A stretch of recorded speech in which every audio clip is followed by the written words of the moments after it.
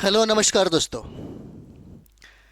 Paper से हम लोग करंट अफेयर्स को कंप्लीट करेंगे, क्योंकि करंट अफेयर्स तो पढ़ते बहुत सारे लोग हैं, लेकिन बीपीएससी में 30-35 प्रश्न जो पूछा जाता है उतना टैकल करना बहुत ही मुश्किल काम है।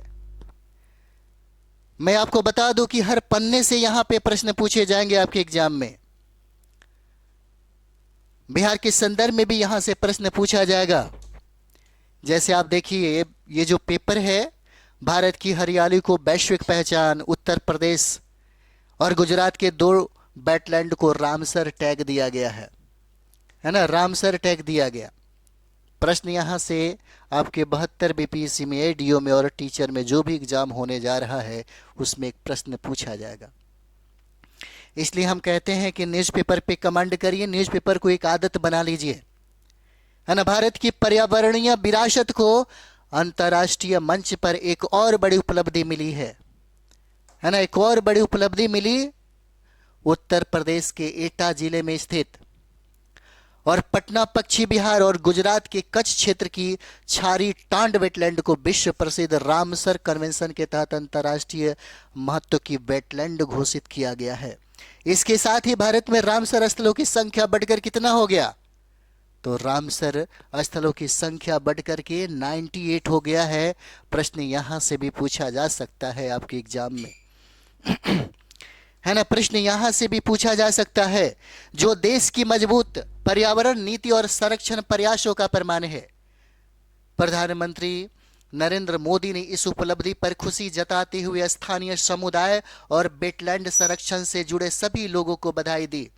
उन्होंने इंटरनेट मीडिया मंच पर एक्स पर लिखा कि ये मान्यताएं जैव विविधता के संरक्षण और महत्वपूर्ण पारिस्थितिकी तंत्रों की रक्षा के प्रति सरकार की प्रतिबद्धता को दर्शाती है।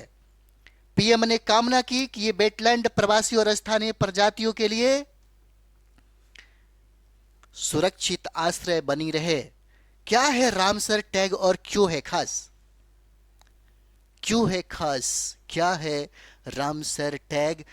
तो यहां पर ध्यान दीजिए, रामसर टैग अंतर्राष्ट्रीय महत्व की वेटलैंड को दिया जाने वाला प्रतिष्ठित दर्जा है। 1971 में ईरान के रामसर शहर में हुए एक अंतर सरकारी समझौते के तहत प्रदान किया जाता है। इसका उद्देश्य वेटलैंड के संरक्षण, उनके विवेकपूर्ण उपयोग और जैव विविधता को सुरक्षित रखना है। इसका उद्देश्य हो जाता है ना। बीजेपी की गवर्नमेंट बनी थी 2014 में। भारत के प्रधानमंत्री नरेंद्र मोदी 2014 में जब सरकार बनाए थे, तब रामसर स्थलों की संख्या उस समय 26 था, है ना। उस समय रामसर स्थलों की संख्या कितना? 26। और वर्तमान में 2026 में अगर रामसर स्थलों की अभी टोटल अगर पूछे कि संख्या कितना हो गया, तो 98 हो गया है। छारी टांड और पटना पश्चिम बिहार सैकड़ों प्रवासी और स्थानीय पक्षियों के साथ साथ चिंकारा, रेगिस्तानी बिल्ली, काराकल और अन्य दुर्लभ जीवों का घर है। यह उपलब्धि न केवल भारत की प्राकृतिक संपदा को गौरवान्वित करती है, बल्कि प्रकृति के साथ विकास के भारतीय विजन को भी वैश्विक स्तर पर मजबूती देती है। आपके पेपर के हर एंगल से प्रश्न नहीं पूछा जाएगा, इसके लिए अनुभव चाहिए। क्या पढ़ना है, क्या छोड़ना है, पेपर में भी ये सब चीज़ें समझ में आना चाहिए, है ना। तब जाकर के कोई प्रॉब्लम नहीं होगा और प्रश्न भी आप पकड़ पाएंगे वहाँ से। क्योंकि जो भी मैगजीन हम लोग मंथली मैगजीन पढ़ते हैं, चाहे क्रॉनिकल पढ़ लें, प्रतियोगिता दर पढ़ लें, या आप एसपीडी पढ़ते हैं, या किसी का भी पढ़ते हैं, उन लोगों का सबका संदर्भ यही मैगजीन होता है ना। यही न्यूज़पेपर होता है। 2-4 न्यूज़पेपर कम से कम, अगर सिविल सर्विस की तैयारी आप कर रहे हैं तो 2 न्यूज़पेपर को जरूर पढ़िए, है ना। पीटी और मेंस की तैयारी हो जाती है। आतंकवाद के खिलाफ जीरो टॉलरेंस वैश्विक नियम हो, और ये किसने कहा? भारत के विदेश मंत्री हैं जयशंकर जी ने ये बात कही है। भारत अरब लीग के विदेश मंत्रियों की बैठक में गाजा संघर्ष पर रखा भारत का पक्ष। मोदी से मिले अरब लीग के विदेश मंत्री और पीएम ने दिया सहयोग बढ़ाने पर जोर। भारत और अरब लीग के विदेश मंत्रियों की दूसरी बैठक में विदेश मंत्री एस जयशंकर ने पश्चिम एशिया की बदलती स्थिति और गाजा संघर्ष पर भारत का पक्ष विस्तार से रखा है ना। ये आपको मेंस में भी काम आएगा अगर आपको समझ है ना, इंटरनेशनल रिलेशन जब आप पढ़िएगा, है ना, क्योंकि आपके मेंस के पेपर में करंट अफेयर्स और इंटरनेशनल रिलेशन से जो प्रश्न पूछा जाता है उसमें इस सब की भूमिका सबसे अच्छा माना जाता है ना। पीएम मोदी से मिली फिलिस्तीन की विदेश मंत्री। फिलिस्तीन की विदेश मंत्री का नाम क्या है? वर्शेन अगाबेकियन शाहीन है। अगाबेकियन शाहीन हो जाते हैं। शनिवार को प्रधानमंत्री नरेंद्र मोदी से मुलाकात की। यह मुलाकात दूसरी भारत अरब लीग के विदेश मंत्रियों की बैठक के बाद हुई। शाहीन से मुलाकात के दौरान पीएम मोदी ने फिलिस्तीनी लोगों के प्रति भारत का निरंतर समर्थन दोहराया और गाजा शांति योजना सहित क्षेत्रीय शांति प्रयासों का स्वागत किया। भारत फिलिस्तीन को बेहद पुराना साझेदार है। भारत ने अब तक फिलिस्तीन को कुल 17 करोड़ डॉलर का विकास सहायता प्रदान की है। इनमें से 4 करोड़ डॉलर की परियोजनाओं का विभिन्न चरणों में क्रियान्वयन हो रहा है। मोदी ने गाजा शांति योजना सहित क्षेत्रीय शांति प्रयासों का स्वागत किया। भारत ने फिलिस्तीनी को 17 करोड़ डॉलर की विकास सहायता प्रदान की है अब तक, है ना। चलिए इसको हम लोगों ने कंप्लीट किए। अब ये है, यहां से इंपॉर्टेंट है, गगनयान के तहत पहले मानव रहित मिशन की दिशा में काम जारी। भारतीय अंतरिक्ष अनुसंधान संगठन इसरो के अध्यक्ष कौन है ना, ये भी पूछा जा सकता है। तो इसरो के अध्यक्ष हो जाते हैं वी नारायणन। बताया कि 2027 में निर्धारित महत्वाकांक्षी गगनयान कार्यक्रम के तहत पहले मानव रहित मिशन की दिशा में इसरो काम कर रहा है। पहले मानव रहित मिशन की दिशा में इसरो काम कर रहा है, यानी कि 2027 में निर्धारित कर दिया गया है। और यह मिशन भारत का पहला मानव अंतरिक्ष उड़ान कार्यक्रम है जो, है ना, जो वर्तमान में विकास के चरण में है। इसका उद्देश्य 3 सदस्यीय दल को 3 दिवसीय अंतरिक्ष मिशन पर भेजना और उन्हें सुरक्षित रूप से पृथ्वी पर वापस लाना, है ना। नारायणन ने कहा कि गगनयान कार्यक्रम 2027 में शुरू करने की योजना है और इससे पहले 3 मानव रहित मिशनों की योजना है ना, क्योंकि साइंस और टेक बहुत ही डेवलप होते जा रहा है ना। हमने भारत में इसकी शुरुआत अगर देखेंगे तो इसकी शुरुआत समझिए कि साइकिल और बैलगाड़ी से शुरू करने वाला आज देखिए कहाँ तक पहुँच गए, है ना। ये कितना विकास हुआ है हमारे भारत में। उन्होंने कहा कि कई परीक्षण चल रहे हैं। गगन यात्री की सुरक्षा अत्यंत महत्वपूर्ण है। हमें रॉकेट सहित हर प्रणाली की गुणवत्ता की जांच करनी होगी। हमारा लक्ष्य यही है, गगनयान की सफलता। हमें इसे पूरी तरह सफल बनाना है। हम इसी दिशा में काम कर रहे हैं।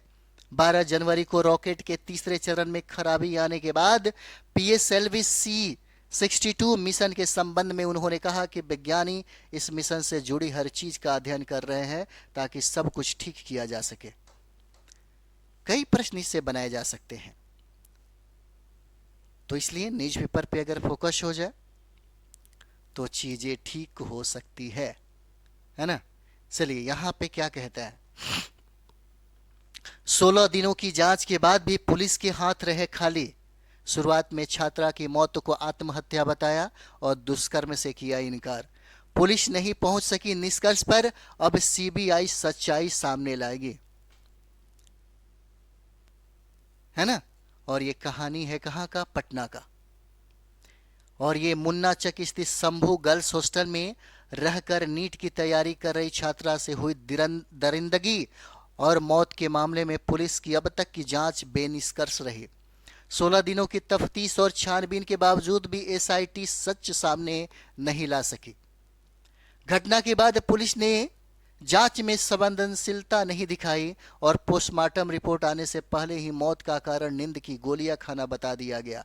छात्रा से दुष्कर्म की घटना को पुलिस ने शुरुआत में नकार दिया और निजी अस्पताल की रिपोर्ट को ही पुलिस ने सच मान लिया। शुरुआत में पुलिस जहानाबाद को घटनास्थल बताया, बाद में पटना, है ना, जांच हॉस्टल पटना पर केंद्रित कर दिया। CBI को ढूंढने होंगे इन सवालों का जवाब। अभी भी कितना पिछड़ा हुआ है ना। और यही वजह है कि बिहार की स्थिति है ना बेहतर नहीं मानी जा रही है। अरब जगत भारत के साथ सभ्यता और भाईचारे के रिश्ते से जुड़ेगा, है ना। और ये कह रहे हमारे मोदी साहब। अरब लीग के 19 सदस्य देशों के विदेश मंत्रियों ने शनिवार को प्रधानमंत्री नरेंद्र मोदी से मुलाकात की। प्रधानमंत्री ने एक्स पर एक पोस्ट में कहा कि अरब जगत भारत के विस्तारित पड़ोस का हिस्सा है, जो गहरे सभ्यतागत संबंधों, सशक्त जन से जन संपर्क और अस्थायी भाईचारे के रिश्तों से जुड़ा हुआ है ना। नई दिल्ली में शनिवार को प्रधानमंत्री मोदी से अरब लीग के विदेश मंत्रियों और प्रतिनिधि मंडल ने मुलाकात की। इस दौरान कई मुद्दों पर पक्षों में चर्चा हुआ। पूछा जा सकता है ना कि अरब लीग के विदेश मंत्रियों की बैठक कहां पर हुई थी। इस तरह से प्रश्न पूछे भी जाते हैं आपके एग्जाम में। अगर आप पढ़े हैं कि नई दिल्ली में, तब तो कोई बात नहीं है ना, आपका एक प्रश्न सही हो जाएगा, नहीं तो मुश्किल हो जाता है। विधानमंडल का सत्र कल से, पेश होगा आर्थिक सर्वेक्षण और 3 को आएगा बजट। अभी हम लोग बात कर रहे हैं किसका? बिहार का। यानी कि बिहार विधानसभा का सोमवार से आरंभ हो रहे सत्र के हंगामेदार होने के आसार है। 28 फरवरी तक चलने वाले बजट सत्र के दौरान कुल 19 बैठकें होगी, है ना। कुल बैठकें 19 होगी। और सत्र के पहले दिन राज्यपाल का अभिभाषण होगा और आर्थिक सर्वेक्षण पेश किया जाएगा। दूसरे दिन 3 फरवरी को राज्य सरकार 2026-27 के लिए बजट पेश करेगी और सत्र को लेकर सभी राजनीतिक दलों ने 1 से 2 दिनों के भीतर विधायक दल की बैठक भी बुलाई है। जाने किस दल की क्या है तैयारियां। तो सोमवार को एनडीए विधायक दल की बैठक में बजट सत्र को लेकर सोमवार को सदन की कार्यवाही के बाद सेंट्रल हॉल में एनडीए विधायक दल की बैठक होगी और बैठक में सदन के नेता मुख्यमंत्री नीतीश कुमार मौजूद रहेंगे। कल राजद विधायक दल की बैठक होगी, है ना। बजट सत्र को लेकर सोमवार को राजद विधायक दल की बैठक होगी। विरोधी दल के नेता तेजस्वी यादव की अध्यक्षता में होने वाली बैठक में सदन के भीतर सरकार को घेरने की रणनीति बनेगी, है ना। विरोधी दल के नेता पूछा जा सकता है कौन? तेजस्वी यादव। और कांग्रेस में विधायक दल के नेता और सचेतक के नाम नहीं है। कांग्रेस के 6 विधायक सदन में विपक्ष की भूमिका में उतरेंगे। अभी तक पार्टी ने न तो विधायक दल के नेता का चयन किया और न ही सचेतक बनाया है। विधायक दल के नेता के चुनाव नहीं होने से विधायक दल की बैठक भी नहीं हो सकी है। चलिए अगला, सब पेपर का ही हम लोग लिए हैं, क्योंकि पेपर से ही जब आप टोटल कंप्लीट करेंगे तो आपको पता चलेगा कि हमने इस 3-4 महीने के अंदर में, यानी कि जो न्यूज़पेपर हम लोगों ने कंप्लीट किया, तो न्यूज़पेपर से ही सारे के सारे प्रश्न आपको बीपीएससी में दिखते हैं। इसलिए आप सोचते होंगे कि एसपीडीए गौरव पढ़ लेंगे तो हमको 30 में, है ना, 25 मिल जाएगा या 20 मिल जाएगा। ऐसा नहीं होता है। सिविल सर्विस में करंट अफेयर्स बहुत ही गहराई से पूछा जाता है ना। और ये सब चीज़ें साधारण मैगजीन में नहीं मिलता। उसके लिए आपको न्यूज़पेपर, है ना, और सतत अच्छे मैगजीन का, है ना, सेवन करना होता है। न्यूज़पेपर सबसे बेस्ट माना जाता है। कर्ज मांगने में आती है शर्म, माननी पड़ती है अनुचित मांगे। शहबाज, है ना, क्या कहता है? दुनिया की चौथी अर्थव्यवस्था भारत के मुकाबले कंगाल पाकिस्तान। पाकिस्तान से तो तुलना होगा ही होगा, है ना। अब यहां पर देखिए, जीडीपी भारत का कितना? 3.9 ट्रिलियन डॉलर है। तब तो दिखेगा ना कि आप तुलना किससे कर रहे हैं। आपको तुलना करना ही था तो चाइना के साथ करते, अमेरिका के साथ करते, है ना। और पाकिस्तान की स्थिति तो बदहाल होगा ही। 371 बिलियन डॉलर भारत के 10वें हिस्से से भी कम है। भारत का विकास दर पूछा जा सकता है कितना? 7.4% है। दुनिया में सबसे तेज है, लेकिन इसी समय अगर पाकिस्तान की देखें तो 2.4% है। मुद्रास्फीति, महंगाई दर भारत में 1.7% है और दशक का सबसे निचला स्तर दिखाया जा रहा है। विदेशी मुद्रा भंडार अगर देखेंगे तो 701.4 अरब डॉलर है। लेकिन गरीबी भी देखिए, गरीबी भी कम नहीं है, लेकिन यहाँ पे कम दिखाया गरीबी दर 11.28%, और इसमें कहा है कि तेजी से घट रही है। कुछ भी दिखाया जा सकता है, कोई बात नहीं, लेकिन मानिए इसको, है ना। डॉलर बनाम पाकिस्तान रुपया, भारतीय प्रति डॉलर 92 रुपीज, पाकिस्तानी रुपया कितना 280 के पार, है ना यहां पे। चलिए, दिल्ली में बिहार की मखाना झांकी बनी आकर्षक का केंद्र, है ना, दिल्ली में। और आप जानते होंगे कि भारत में सबसे ज़्यादा मखाना का उत्पादन बिहार ही करता है, और बिहार के संदर्भ में भी प्रश्न पूछे जाते हैं, है ना। मखाना, मखाना सबसे ज़्यादा बिहार में उत्पादन होता है, इसलिए इस मखाना को जीआई टैग प्रदान किया गया। हमारे बिहार में सबसे ज़्यादा मखाना का उत्पादन दरभंगा जिला करता है, दरभंगा, मधुबनी, पूर्णिया, इस सब चीज़ में, लेकिन सबसे ज़्यादा मखाना का उत्पादन दरभंगा में होता है ना। और यहाँ पे इस बजट में आप देखते होंगे, इसी मखानों को मिथिला मखाना के नाम से हम लोग जानते हैं, और मिथिला मखाना के नाम से, है ना, जीआई टैग प्रदान किया गया। और इस हमारे बिहार में मखाना बोर्ड का भी स्थापना किया गया है, मखाना बोर्ड का भी स्थापना किया जा रहा है। ये बहुत इंपॉर्टेंट है, सुपर फूड के रूप में हम लोग जानते हैं, है ना, सुपर फूड के रूप में जाना जाता है। और अधिकतर ये जो, है ना, फसल होते हैं, पानी में इसका, है ना, फसल किया जाता है। गणतंत्र दिवस समारोह के तहत आयोजित भारतवर्ष का समापन 31 जनवरी को नई दिल्ली लाल किले के सामने लॉन और ज्ञान पथ पर आयोजित किया गया। इस अवसर पर उपराष्ट्रपति सीपी राधाकृष्णन मुख्य अतिथि के रूप में उपस्थित रहे, और इस समारोह में बिहार का मखाना आकर्षक का केंद्र रहा। बिहार सरकार की मखाना झांकी इस वर्ष आकर्षक का केंद्र रही। बिहार का सुपर फूड कहे जाने वाले मखाना की खेती, उसके पोषण मूल्य, रोजगार सृजन और वैश्विक बाजार में इसकी बढ़ती मांग को झांकी के माध्यम से प्रभावशाली ढंग से दर्शाया गया। मिथिला क्षेत्र से जुड़े मखाना उत्पादन की परंपरा, किसानों की मेहनत और बिहार की आर्थिक प्रगति में इसके योगदान को रचनात्मक रूप से प्रस्तुत कर आगंतुकों ने खूब सराहा है। भारत पर में बिहार पर्यटन के स्टॉल ने अपनी विशिष्टता, जो पहचान है, वो बनाई। भारतवर्ष 2026 में बिहार पर्यटन के स्टॉल ने अपनी विशिष्ट पहचान बनाई, और बिहार के स्टॉल में राज्य की ऐतिहासिक, सांस्कृतिक, आध्यात्मिक विरासत को आकर्षक ढंग से प्रस्तुत किया गया, जिसमें बौद्ध गया, नालंदा, राजगीर, वैशाली जैसे विश्वविख्यात पर्यटन स्थलों के साथ साथ मधुबनी, मंजूषा, टिकुली जैसी लोक कलाओं ने देश विदेश से आए पर्यटकों का विशेष रूप से आकर्षित किया। बच्चों को वीआर टेक्नोलॉजी से बिहार पर्यटन स्थलों की सैर करना खास पसंद आया, यहाँ पे खास पसंद आया। चलिए, अब ये है कि यहाँ से भी जब आप खेल जगत में आते हैं तो खेल से एक प्रश्न पूछा जाता है, यानी कि खेल से टोटल 5-6 प्रश्न पूछे जाते हैं आपके बिहार के एग्जाम में, बीपीएससी के एग्जाम में, सिविल सर्विस में। ऑस्ट्रेलियन ओपन, है ना, ऑस्ट्रेलियन ओपन मतलब फाइनल में क्या है, सबालेंका को 6-4, है ना, 6-6 और 6-4 से हराया, क्वीन रिवालिंका। चलिए, यहाँ पे हम लोग देखते हैं क्या है। तो ये है जो कजाकिस्तान की स्टार टेनिस खिलाड़ी हैं, जिनका नाम है एलिना रिबाकिना, ने ऑस्ट्रेलियन ओपन 2026 का महिला एकल खिताब जीत लिया है। भी आई है, एकदम याद रखिएगा, है ना। ये कजाकिस्तान की टेनिस स्टार हैं, जिनका नाम है एलिना रिबाकिना। ऑस्ट्रेलियन ओपन 2026 को इन्होंने, यानी कि महिला एकल खिताब जो है, जीता। और शनिवार को खेले गए रोमांचक फाइनल में रिबाकिना ने टॉप सीड और बेलारूस की दिग्गज खिलाड़ी आर्यना सबालेंका को 3 सेट्स तक चलते संघर्ष मुकाबले में 6-4, 6-6, है ना, 6-4, 4-6 और 6-4 से शिकस्त दी।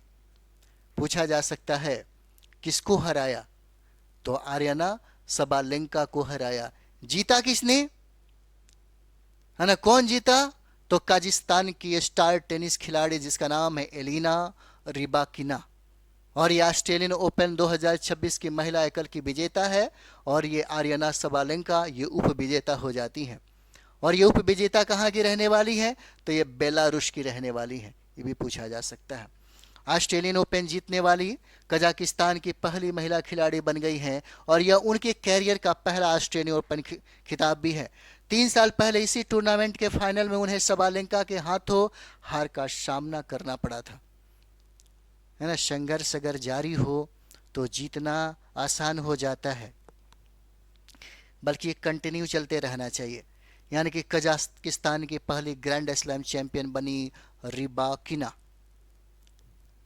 चलिए अब यहाँ पे देखिए, ये है आपके एक प्रश्न यहाँ से पूछा जाएगा आपके एग्जाम में, है ना। उपलब्धि क्या है? रामसर स्थल बने एटा का, पटना पक्षी विहार और कच्छ का सारी टांड, है ना। कहते हैं कि गुजरात के कच्छ के सारी टांड और उत्तर प्रदेश के एटा स्थित में आर भूमि पटना पक्षी विहार को रामसर स्थलों के रूप में मान्यता दी गई है ना। यानी कि यह उत्तर प्रदेश का कौन सा? तो उत्तर प्रदेश का 11वां वेटलैंड है जो अब रामसर साइट में शामिल हो गया है। समृद्ध जैव विविधता वाले इस क्षेत्र में 178 पक्षी और 252 वनस्पति प्रजातियां पाई जाती है। अंतर्राष्ट्रीय संस्था बर्ड लाइफ इंटरनेशनल ने इसे महत्वपूर्ण पक्षी एवं जैव विविधता क्षेत्र के रूप में भी घोषित किया। यहाँ क्षेत्रीय रूप से विशिष्ट और संवेदनशील प्रजाति मगरमच्छ जैसे बड़े जीवों का भी प्राकृतिक आवास पाया जाता है। 370 से अधिक पक्षी प्रजातियों का घर छारी टांड है। यानी कि गुजरात के कच्छ में बनी घास के मैदान के किनारे स्थित मौसमी आर्द्रभूमि और संरक्षण आरक्षित क्षेत्र हो जाता है। स्थानीय कच्छी भाषा में छारी का अर्थ है खारा और टांड का अर्थ है उथली आर्द्रभूमि। यह भुंज से लगभग 80 किलोमीटर उत्तर पश्चिम में फूले गांव के पास स्थित है, जो मानसून के बाद प्रवासी पक्षियों के लिए स्वर्ग बन जाता है। यह 370 से अधिक पक्षी प्रजातियों का घर है, जिसमें क्रेन, स्टॉर्क, स्पूनबिल और लुप्त प्राय भारतीय, है ना, स्कीमर हैं। यहाँ चिंकारा, लोमड़ी, डेजर्ट जैसे जानवर भी हैं। और यह गुजरात का 5वां रामसर स्थल हो जाता है। इंपॉर्टेंट है ना,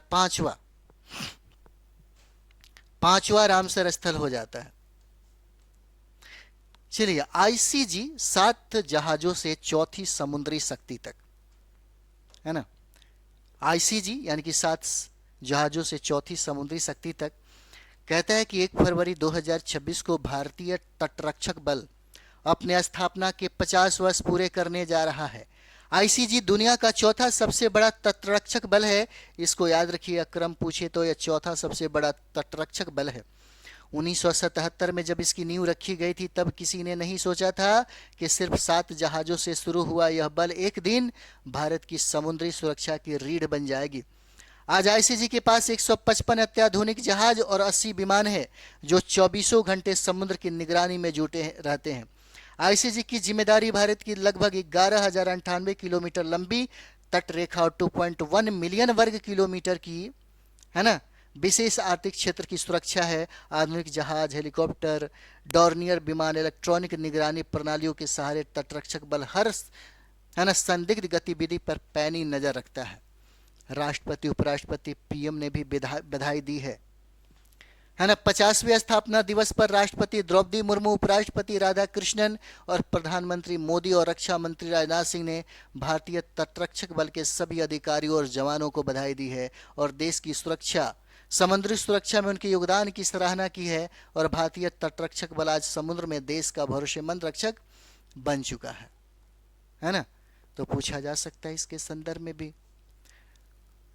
न्यूज़पेपर प्रत्येक कटिंग में और प्रत्येक वीडियो में आप देखेंगे कि 1-2 प्रश्न छुपे ही रहेंगे आपके बीपीएससी के संदर्भ में, है ना। 72 बीपीएससी का जब एग्ज़ाम दीजिएगा, टोटल हमारा पेपर, न्यूज़पेपर अगर पढ़ के जाते हैं तो निश्चित तौर पे आप 30 में अच्छा खासा मार्क्स करके आएंगे और बाकी लोगों की अपेक्षा जो मैगजीन पढ़ते हैं उनसे बेहतर परफॉर्मेंस आपका होगा, और ये अनुभव रहा है। चलिए हम लोग नेक्स्ट वीडियो मिलते हैं। थैंक यू वेरी मच आप सभी लोगों का।